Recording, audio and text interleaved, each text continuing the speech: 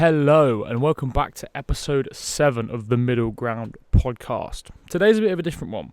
We're going to be going over some overrated and some underrated. So I've got 10 topics written down and I'm going to give my opinion. Again, this is just my opinion, but we're going to go overrated, underrated, or maybe perfectly rated. But I think most of these things are either overrated or underrated. So I'm going to dive straight in because I don't see any point in faffing around here. Also, we've got the Ghost Straw Bango on the go here. It is 2 p.m. It is 200 milligrams of caffeine. Is that a great idea? Probably not. Am I perfect? Definitely not. So good. I was gifted it today. And I'm a child, so I couldn't wait. I've got no self-control when it comes to these things. I didn't want to wait till tomorrow to eat it, to drink it. So we're drinking it now. Let's go straight in. Topic number 1 is walking. So, for me, walking, one of the most underrated things when it comes to fitness. I've listened to people speak, I've listened to podcasts before, not fitness podcasts, but other podcasts, where people talk about walking as if it isn't even exercise, which is nuts to me, because it is probably my primary form of exercise. In terms of time spent doing, I probably spend more time walking a week than doing anything else, whether it's training, cycling, running, whatever it might be. I go on 2 walks a day, walk in the morning, walk in the evening. I think it's, if we look at people's energy output throughout the day, right, your total energy output, so much of that is general movement. So non-exercise, activity, thermogenesis, or NEAT. You could count walking as part of exercise, activity, thermogenesis, so eat, but for me, I don't really class it as my exercise for the day. It's just something that happens as a byproduct of my lifestyle. So for me, it's more neat than anything else. But that general movement throughout the day, whether it's walking around the house cleaning, going to the shops, at work, walking about, wherever it might be, is such a large part of the amount of energy you burn throughout a day that it's silly to ignore it as if it doesn't exist and that it isn't a massive part of increasing your energy expenditure or increasing your metabolism. If you were to do 6,000 steps a day and you were to up that to 9,000 steps a day, it's probably an extra 20 or 30 minutes walking a day. You know, it's not nothing, but that impact on your digestion, especially if you eat after walks, post-prandial walks, so after meal walks, absolutely huge for digestion and increasing gut motility and things like this. But if you were to just increase your steps by a couple thousand a day, you'd see that benefit in your health, in your cardiovascular health, in your fat loss, if that's your goal, whatever it might be, in your general health, right? So for me, walking, massively underrated, because most people don't even see it as exercise, unless it's some massive hike. But just a 20-minute walk in the morning, a 20-minute walk in the evening, that's an extra 4,000 steps a day. That's crazy to me, you know? Now, the target of 10 steps a day, to me, is massively overrated, because there's no magic number. If you're at 6,000, try to get 8,000. If you're 8,000, get to 10,000, wherever it might be. But just increasing the amount of walking you do per day, unreal, massively underrated. Next, we've got cold plunges. Now, this is a tricky one because I have a cold shower every single day and have done for probably over 2 years now. But for the point of this, I'm going to say cold plunges specifically, overrated, simply because of how much hype they've gotten recently. For people's health, for health outcomes, I don't believe directly they have a massive effect. From the research I've seen, from the things I've experienced personally, I don't think directly cold plunges have a massive effect. People tend to talk about them for muscle recovery, but the interesting thing to note for cold plunges and muscle recovery is that if they're done after exercise, which most people do, because it helps their recovery, it negates hypertrophy massively. So if your goal is to build muscle, it kind of stops that and it just helps the muscle recover to its previous state. That's why a lot of athletes find them quite useful, because their main purpose is to be fully recovered for the next game, for the next event, to be fully recovered. So they're not trying to get massive. They're not trying to, hypertrophy their muscles. They're just trying to recover to a point where they can play at their full capacity. So that cold plunge is massive for them. It's really helpful. It helps the recovery. It helps them come back down to baseline, but they're not seeing any physiological, muscle gain benefits above that. However, so for the general population, for health outcomes, overrated. However, the cold shower at the start of the day, to me, is one of the biggest parts of my routine. It removes the grogginess. I do a hard thing at the start of the day, so it makes me feel slightly accomplished. Gets my dopamine system going naturally rather than spiking it by watching videos or whatever it might be. Gets that cortisol nice and high in the morning. I love it. I absolutely love it. And I think from a perspective of that, underrated. Because downstream of it, the decisions that you might make might have a massive effect on your health. Because you feel better first thing in the morning, you're more likely to go and do more productive things. But just cold plunges alone for health, overrated currently in the media. Next, we've got machines versus free weights. So, machines specifically, resistance machines, I think, are underrated. Because from what I hear on social media and all of these things, maybe not so much anymore, but definitely over the last couple of years, has been that free weights are better because you have to stabilize it. They're harder. They need more muscle activation to be safe because you're stabilizing it while you're doing it. Now, I think machines have a place, like free weights have a place. However, I think for the beginner and for people that want to push really hard, I do think machines are amazing. I think they shouldn't be your entire program, like free weights shouldn't be your entire program. However, being able to get on a machine and just push as hard as you possibly can without having to worry about stabilizing, without having to worry about it following the right path, without worrying about hurting yourself, right? Because you have to drop a weight. They're massively underrated because you can really grind out reps on them. Which I love. Again, I'm not doing massively typical strength training at the moment because I've got my Athex training. But when I do, I have a solid mix of machine exercises and free weight exercises. So I'm getting the best of both worlds, right? You don't have to sit in this dogma of one category or the other. Sit in the middle, enjoy the best of both worlds. But I think that free weights, everyone gasses about because, what's your bench? What's your squat? What's all of these things? No one goes, what's your chest fly? What's your lat pull down? No one gives a fuck. But for safety, for beginners to learn proper technique and increase their mind-muscle connection, it's amazing. And for advanced lifters to be able to push as hard as they can without worrying about stabilizing things, absolutely massive. So machines, underrated. Some nutrition ones now. We've got meal prep. For me, meal prep, massively underrated. Again, for some people. For me personally, I actually don't meal prep a lot. Because I work from home, I can cook when I want. I can make the foods that I want when I want them. However, when I am out the house for longer days or going somewhere or, my clients that work your typical 9 to 5, I can't stress the importance of meal prep enough. Because a lot of people think it has to be, 1, boring, and 2, take up an entire day. But if you were to put an hour, maybe 2 hours aside on a Sunday afternoon, you could prep your lunch and your dinner for a week without having to worry about it, or your breakfast and your lunch for a week very easily. Very easily.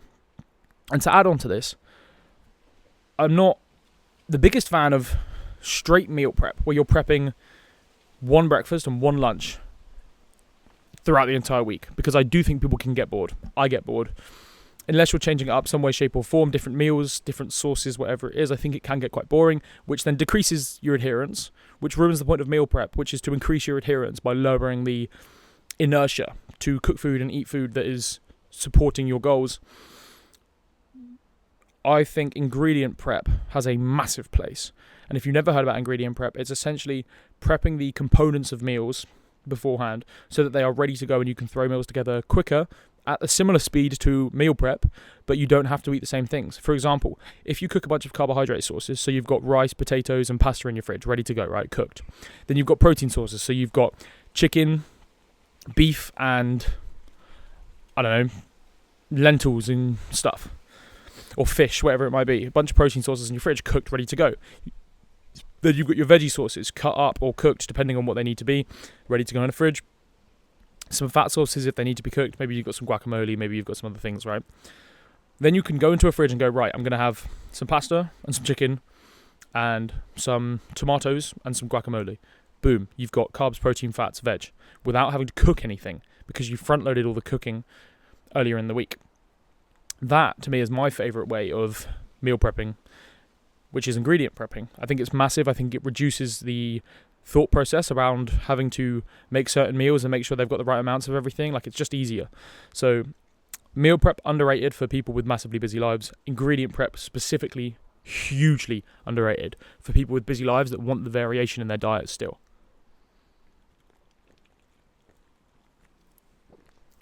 That is actually so good. Next up, protein shakes. We're going to go again here. Underrated. A lot of these are going to be underrated, I feel, unfortunately. But when it comes to protein shakes, again, they get a lot of stick, in my opinion. People think that it's not real food. People think that you need to only have a certain amount of it a week or a day. You can't get all your protein from it, whatever it might be. Do I think it's a great idea to get all your protein from protein powders and shakes? No, not at all. Do I think it's the end of the world if you do, or get most of it from it? Not at all. Not at all. What people don't understand is that it's just a byproduct of the milk making process, and it's one of the most bioavailable forms of protein, especially if it's something like a whey isolate or a casein, whatever it is. They are so beneficial for people that struggle to get their protein in, especially people that don't eat meat. So when I have clients that are vegetarians and such, it's one of their main protein sources. We're talking 40, 60 grams a day, easy. Especially something like a clear whey. To me, most whey is shit.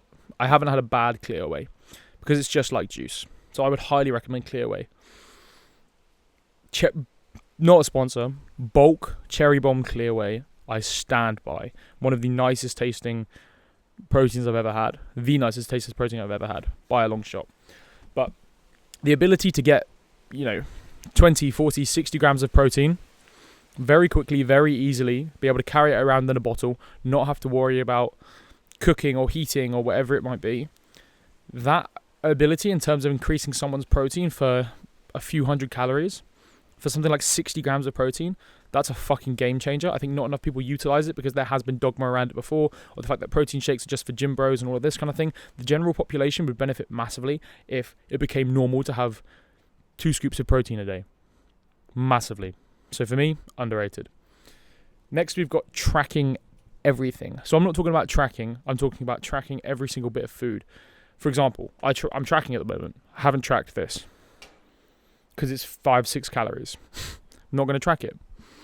But I do know people that track absolutely everything. Personally, I've tracked for years.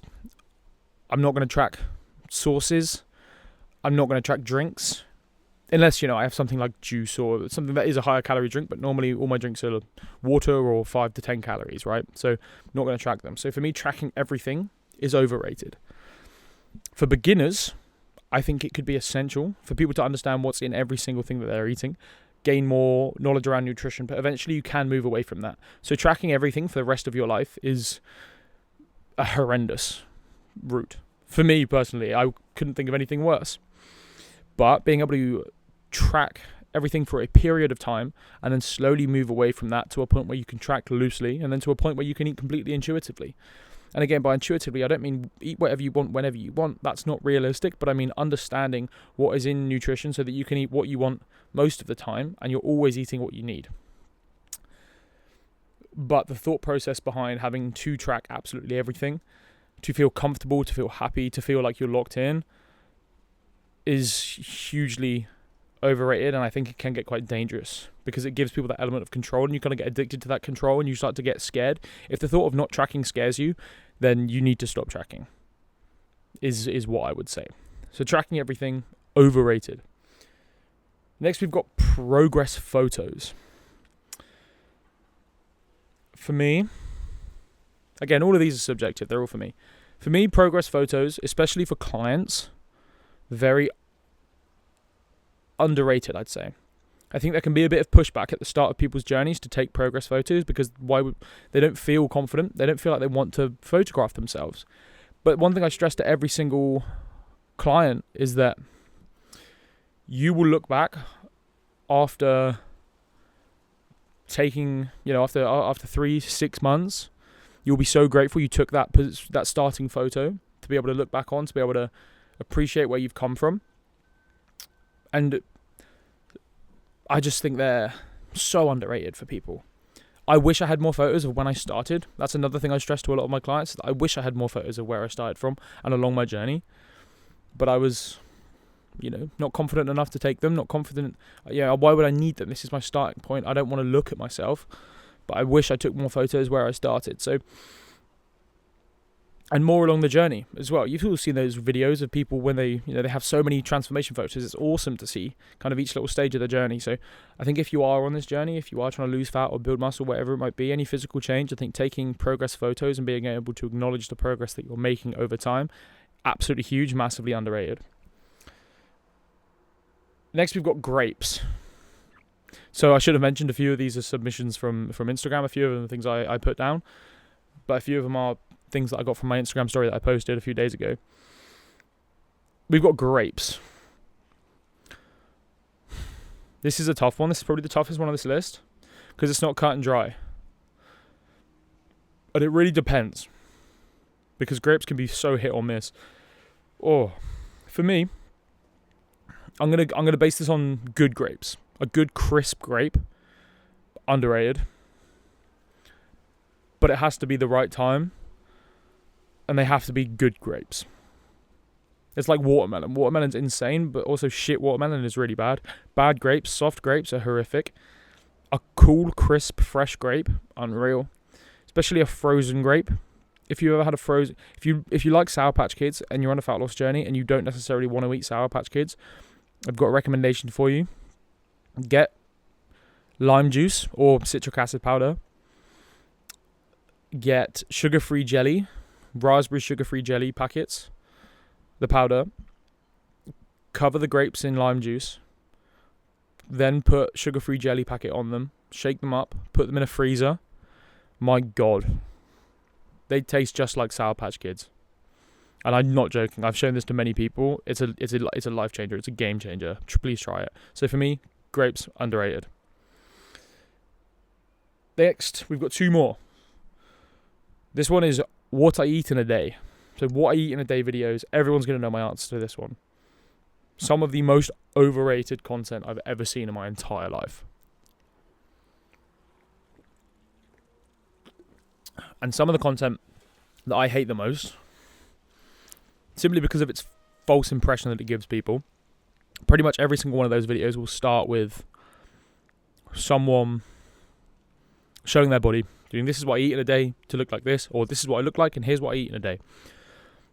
And I think that's so damaging to people. Massively damaging. Because they associate that body, which might be their dream physique, with eating these things. Doesn't take into account the person's genetics, their exercise routine, their unique challenges that they face. For example, if someone's gluten-free, they're going to have a very different looking diet to you. If someone's celiac, they're going to have a hugely looking different diet to you. Maybe they have different dietary preferences, all of these things. So maybe something that you hate to eat, they like to eat. And you're going to think that you have to eat that thing to achieve your goal, but it's not true, or to achieve the body that they look, right? Or how they look.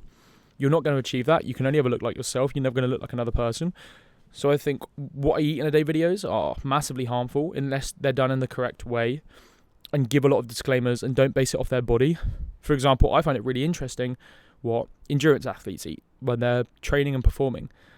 I think it's really interesting what maybe some bodybuilders eat. But I don't think if you have the knowledge and the understanding and the disclaimers that if you eat like me, you won't look like me, I think they're interesting. But I think most of that content is framed in a way that is eat like me, look like me, train like me, look like me. All of those kind of things. And it's just very misleading to a lot of people, especially young people, especially young girls. So for me, what I eat in a day is some of the most overrated things on the internet. Then we've got our last one, which is fitness and sports trends. So I'm not talking about diet trends. I'm talking about fitness trends. For example, specific workouts or maybe sports becoming popular and kind of hype trends. And this is a bit of a rogue one, and I'm going to say underrated, because I think a lot of people hate when a sport becomes really popular or a type of training becomes really popular, hybrid training or high rocks and whatever it might be. But to me, the more popular these things become and the more in the mainstream they get, the more people are likely to go and try them. which is huge. And I think encouraging people into exercise by having a trend or something exciting and something to go and learn and expose themselves to is amazing. And I think it would do wonders for wider society if more things were popular, if there was hype around more things. For example, you've got things like pickleball and paddle that are getting massive in pop culture at the moment, and on social media. More people are going to go and try these. People that might have not played a sport in years or done any exercise. And High Rocks, is bringing in, at a base level, loads of people that might not have done anything similar. Maybe they were just lifters before. Maybe they didn't do any exercise. Do I think High Rocks is shit? Yes. It's kind of a joke, but I like to shit on people that do High Rocks because I think it's funny that they call themselves hybrid rock stars, but that's against the point. So a lot of my friends do High Rocks. I'm joking. Be a High Rocks rock star if you want to be a hybrid rock star. Be a hybrid rock star. But like hybrid training, right? It's getting so many lifters really fit and so many runners really strong. I just think you can't go wrong with something becoming more popular. People like to gatekeep, but I think if more things were more popular in the mainstream, more Gen Pop people would end up doing them. And to me, that's really awesome. That's really awesome. And that's our 10. That's our 10 overrated, underrated. I'm aware that this has not been a very long podcast, but I think that's okay. I think it's easier to listen to something that I don't know how long it is, maybe 15 minutes, 20 minutes. I think that's easier to listen to than something that's 40. But we will get some longer episodes in, don't you worry. I'm working on getting some guests. Just need to organise it. Just need to lock in a little bit. So I hope you've enjoyed. A little bit of a short one, a little bit of a quick one. However, it's a nice sunny day. I'm going to go for a walk, which again, as we've covered, is underrated. So we've got walking underrated, cold plunges overrated, machines underrated, meal prep underrated, protein shakes underrated, tracking everything overrated, progress photos underrated, grapes underrated, what I eat in a day is overrated, fitness trends underrated. That is our list. I hope you enjoyed. I hope you have a wonderful rest of your day, a wonderful week. Thank you for listening to episode 7 of the Middle Round podcast. Like, share, subscribe, comment, send it to a friend. Let me know if you want me to do any more of these things. My camera's just died, so I'm glad this is ending. Have a great day. Thank you for listening to The Middle Ground. I will see you next week.